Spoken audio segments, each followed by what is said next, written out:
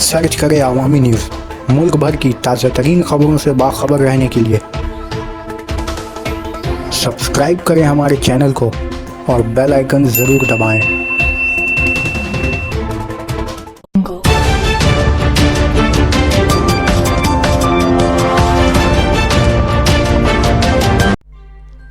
आज कोलकाता के साबिक मेयर शुभन चैटर्जी बीजेपी में शामिल हो सकते हैं।